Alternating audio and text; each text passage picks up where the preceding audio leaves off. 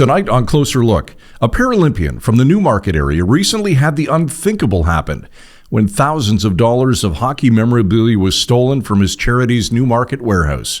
Newmarket Today reporter Joseph Quigley has been covering Paul Rosen's story and joins us tonight from Newmarket. Joseph, for those who aren't familiar, perhaps we can start with a bit of a refresher on Paul Rosen's career as a Paralympian and his accomplishments starring for Team Canada in men's sledge hockey. So Paul Rosen's certainly been very accomplished. He notably won gold with the team in Torino back in 2006, as well as the World Championship the next year and another bronze medal at another World Championship. He did also compete for the team in Vancouver, although they did not medal at that point. But certainly he was very accomplished backstopping the Paralympic team.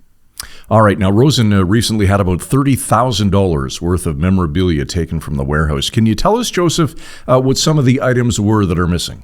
The biggest thing that he's hoping to get back is a glove, which was the last piece of memorabilia that he had from what he wore at the gold medal game. And it was specially made from what he tells me. It's not something that anybody would realistically get any use of. But he also is part of he does charity work, and he's gotten quite a few memorabilia like signed jerseys from folks like David and Crosby, stuff to work with for that charity that's been taken as well, unfortunately, as well as equipment from other players that work with the charity. Now, when this first happened, Joseph, Rosen said he initially had lost faith in humanity. Is that still the case? Thankfully, it doesn't seem to be the case. He's talked about how it was a very dark moment that I can only imagine walking in and seeing everything taken and the destruction apparently in the unit itself. But he said he's been able to essentially decompress in the following days and kind of put in the context. It is really unfortunate, but as he put it, ultimately it's just possessions.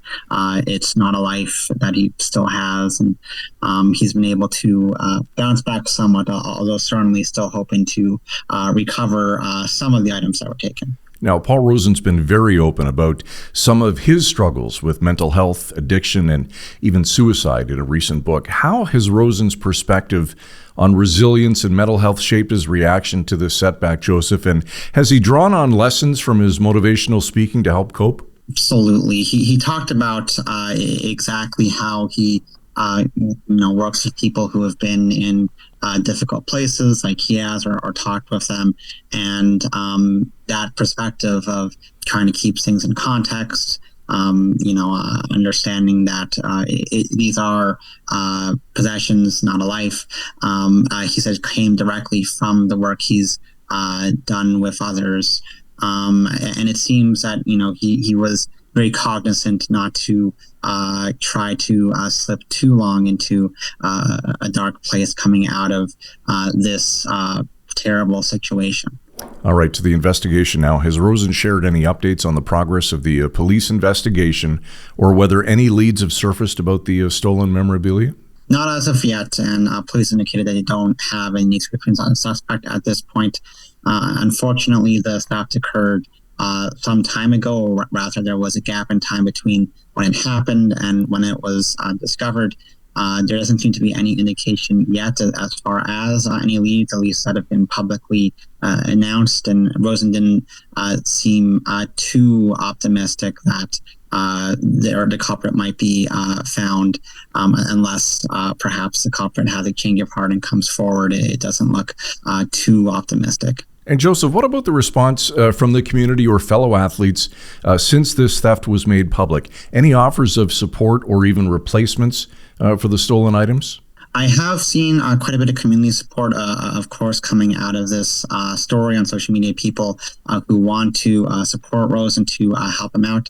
I haven't yet heard of any specific replacements for this equipment, but we'll see if anything comes forward in the coming days. Although ultimately something like a gold medal winning hockey glove, that's something that's hard to replace. Absolutely.